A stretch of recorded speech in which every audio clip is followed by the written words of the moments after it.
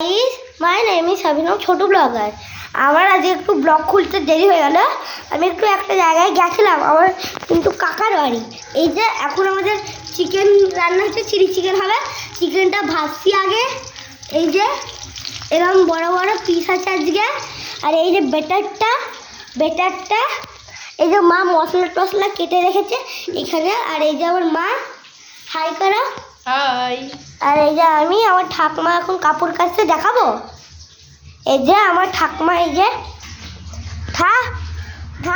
High करो इधर, high करो ना चल जा। ये देखो, हाई करो इधर, क्या हाई करो।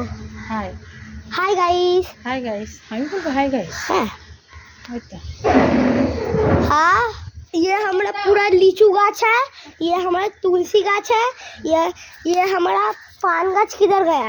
ये रहा पान गाछ है हमारा, ये तुलसी गाछ है, और वो जैक फ्रूट गाछ है।